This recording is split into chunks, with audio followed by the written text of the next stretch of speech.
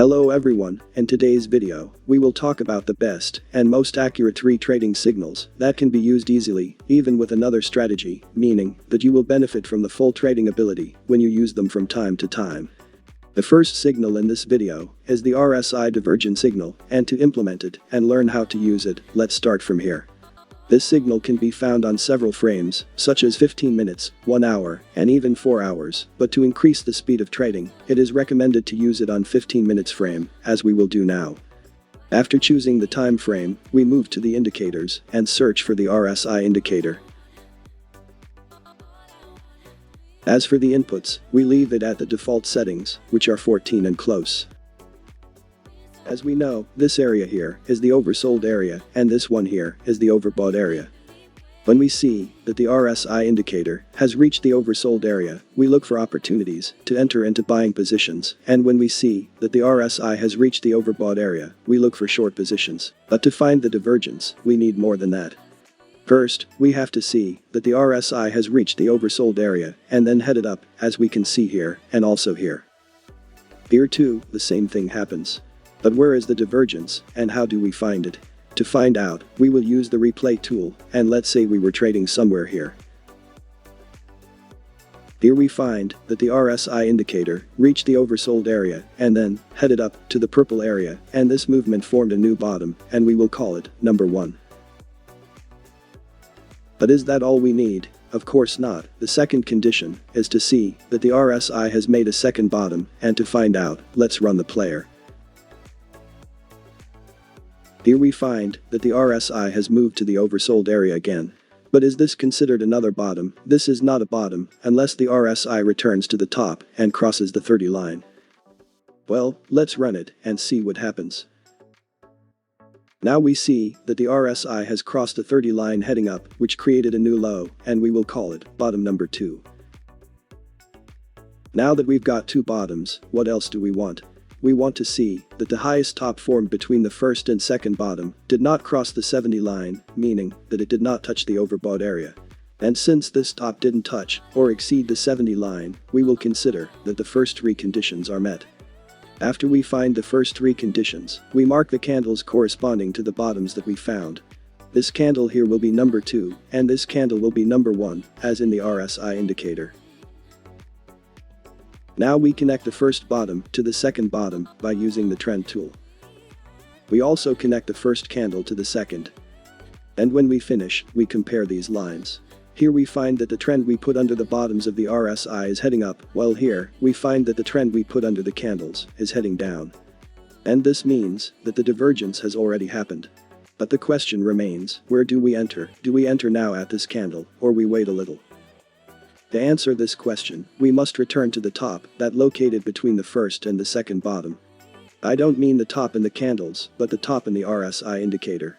Then, we use the horizontal line and place it directly above it. Now all we have to do is wait for the breakout. If the RSI indicator breaks this line, we enter a buy position, and if it bounces down, it means it was a false signal. To find out more, let's run it and see what happens.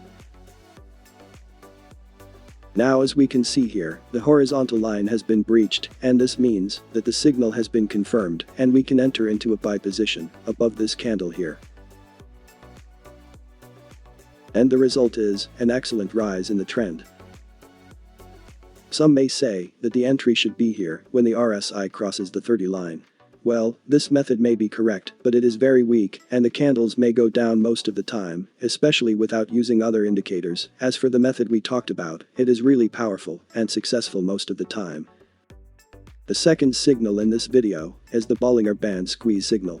This signal can be found even on small frames, such as 5 minutes, and it can also be found on the 15-minute and 1-hour frame. As for the indicators, we will use one indicator, which is the Bollinger Bands indicator. This signal is really easy to find. As soon as we see that the lower and upper bands are close to each other, and we see that the candle's suffocation between the bands more and more, we know that there are squeezes in this area.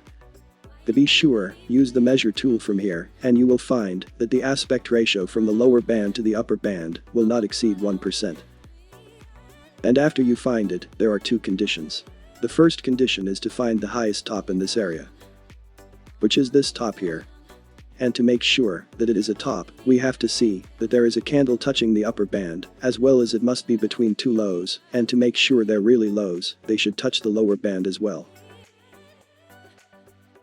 Now after determining the highest candle, or the highest wick at this top, we will draw the trend line in a very weird way. We will draw it from right to left, passing through the highest top we found, which is this one here, and then continue until we reach any previous top. Finally, all we have to do is wait for the breakout.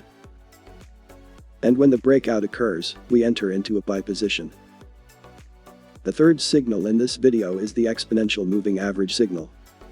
This signal can be found on several frames, such as 5 minutes, 15 minutes and even 1 hour. To find this signal, we will use one indicator, which is exponential moving average. In the search field, type EMA and choose this indicator under the technical section here. As for the settings, it should be set to 400. Now let's find out how to find these signals, and let's say we were trading somewhere here. To find these signals we need to see two things. The first thing is to see that the candles have crossed the EMA line from bottom to top, as it happens here. And we will mark it with a vertical line. The second thing is to see that these candles have returned after a while to the bottom and crossed the EMA line from top to bottom. To confirm this condition, we must see that there is a red candle that is closed with its entire body below the EMA line. Then we put a vertical line here too.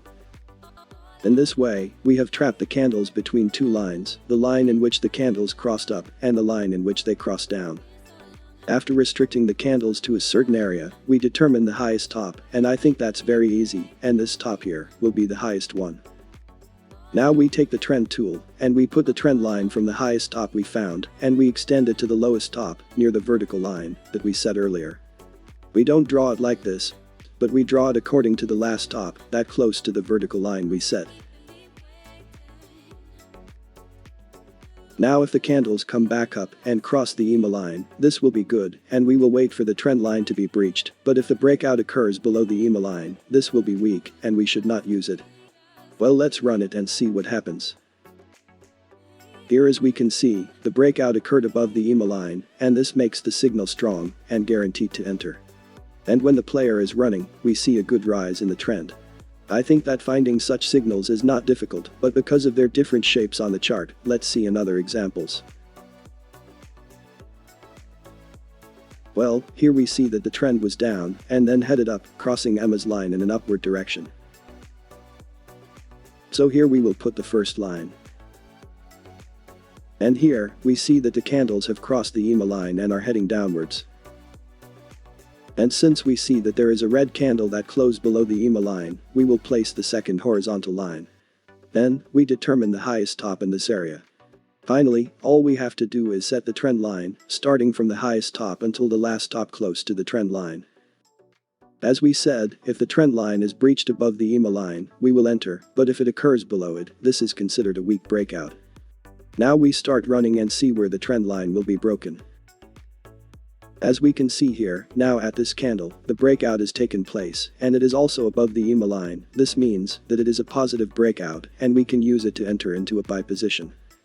Even here, in these confined spaces, we can look for these signals. Here we put the vertical line, because the candles crossed the EMA line from below, and then headed up. Do not use candle wicks to determine if the line is crossed, just look for full or closed candles. And here, since we have a red candle that closed below the EMA line, we will place the second line. Finally, we draw the trend line from the highest top in this area that we have restricted to the last top located inside this area. And when a breakout of the trend line appears above the EMA line, we enter into a buying position. If you like these signals and want to know more about them, choose one of them and type it in the comment, and I will implement it in a complete strategy in the upcoming videos. Finally, thanks for watching, and don't forget to subscribe. Good luck.